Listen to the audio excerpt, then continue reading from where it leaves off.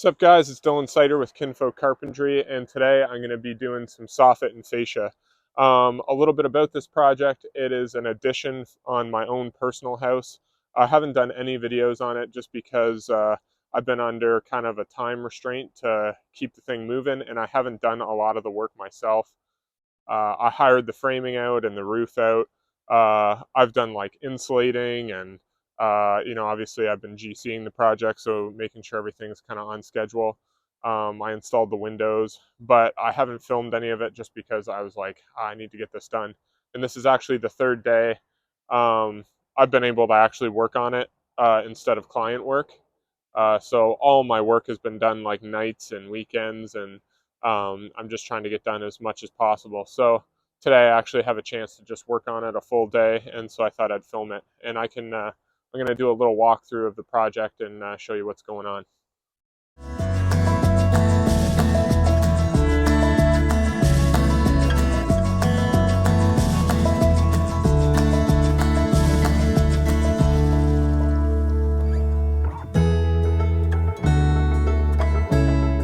All right, so here it is.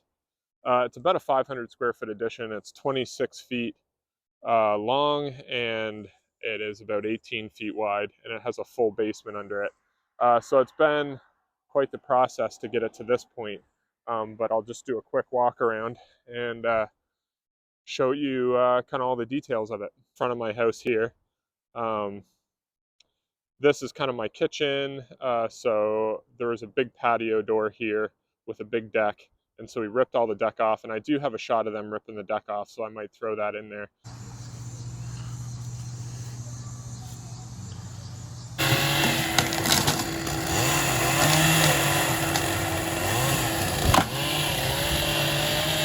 See you later, deck. That's the way you demo something right there.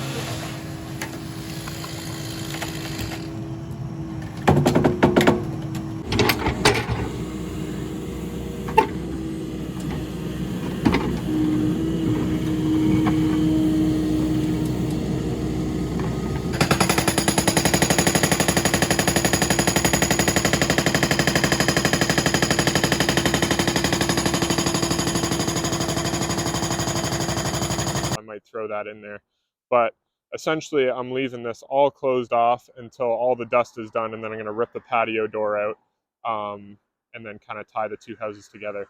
So this is kind of what I'm working on today. I did this over the weekend. I just had a few hours, so I put some soffit and fascia, and this morning I just got started on going up the gable end here a little bit. So that's what we're going to be working on.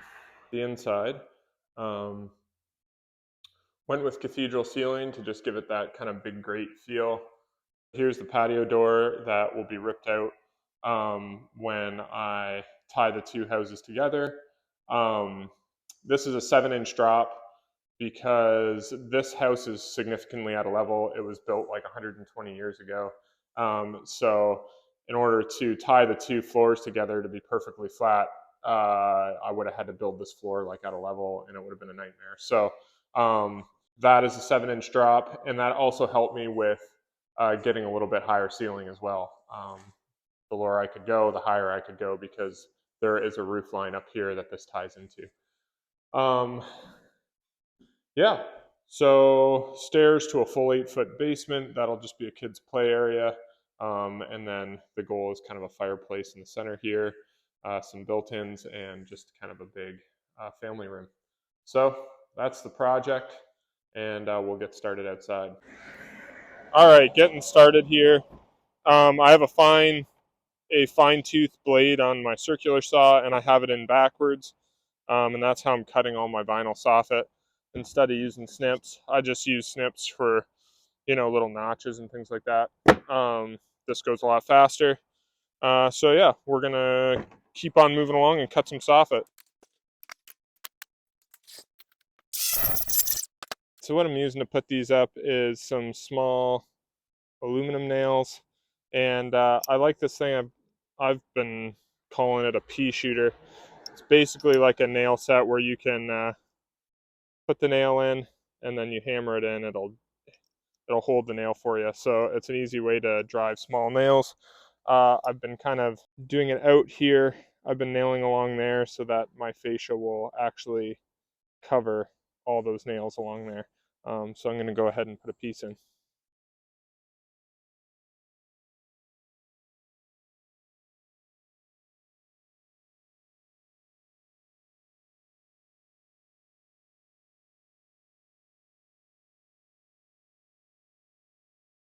All right, so you can see here, this is the F channel. You nail it to the wall, all your vinyl soffit tucks into it, and then I nail right up through here into my subfascia with these little nails in here and in here, probably 2 in each piece, and then my fascia is aluminum. I'll bend it up and it'll tuck under my drip edge there, come down and wrap around and cover all my nails.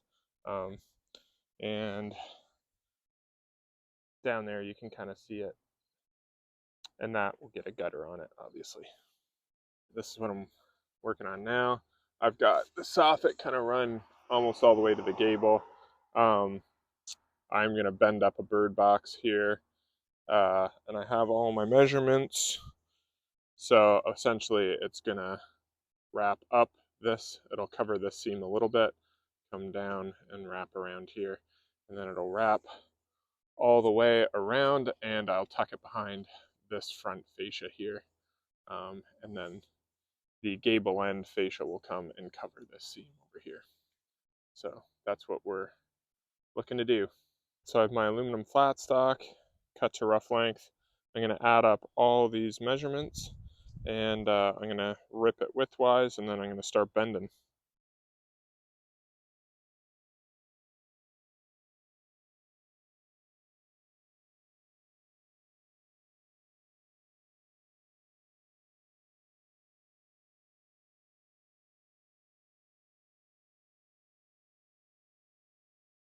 All right, so I have this all bent, and now it's time to fasten it. And I want to make sure that I'm nailing everything level. So this is where I can kind of adjust it. So I'm going to slide a J channel in there to finish that soffit off.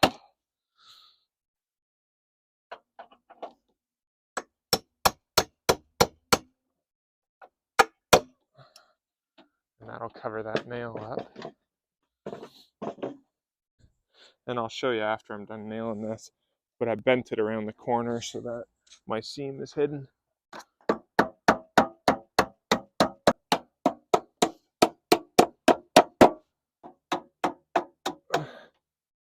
That'll get a J channel for the siding. So all right, so as you can see here on the fascia, this is my bird box here.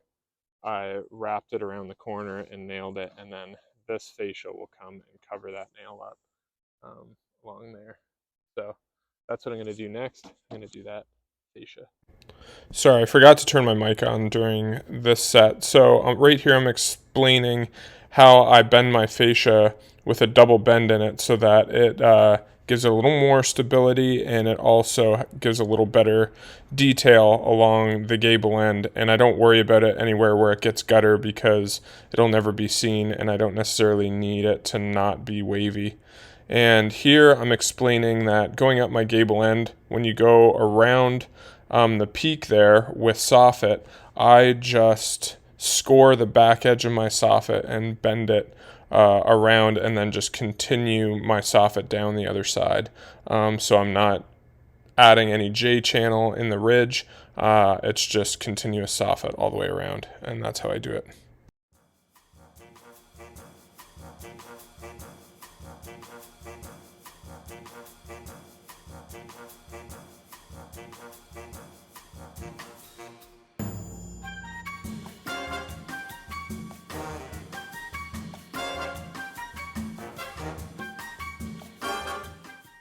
All right, so I've got this fascia up, and I've got my soffit returned all the way down to here. So now I'm going to carry the soffit all the way down here so that I can build a bird box here and then continue my fascia up and around the gable there. And then that'll be a wrap.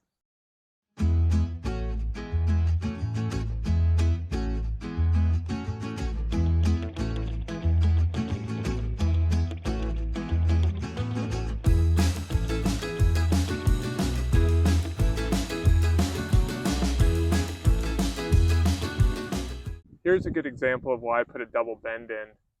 You can kind of see how it waves in there. I'm not worried about this because this gets a gutter on it, so you'll never see it, and it's still protecting the wood, so I'm not worried about it. And I would say this has quite a bit of ripple to it, whereas with the double bend up here, it doesn't get anything in front of it. So that's why I like to do a double bend. Sorry, I had a hard time turning my mic on today. Right here, I'm just explaining how I've wrapped up my soffit and fascia on each side there, and I'm ready to put my last piece in. Here's a good shot of that double bend on the soffit, and I'm finishing off the last piece.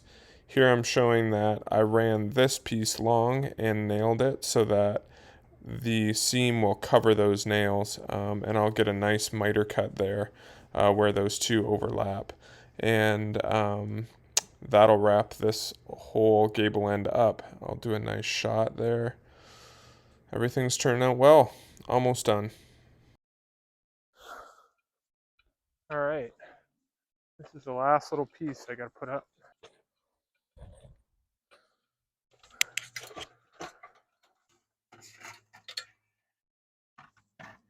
Yeah, I'm happy with that. I try to put my nails right in this crease. I know they're still visible, but at least they're kind of in the shadow line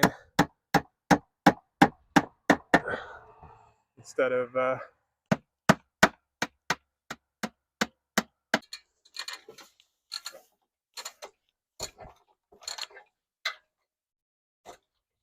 Thanks for watching today. Stick around for future episodes as I continue to work on my addition. Hopefully next week I'll be doing some trim on the inside, and I'll also be doing some siding and frieze boards around the front and side here, so stick around as I make progress.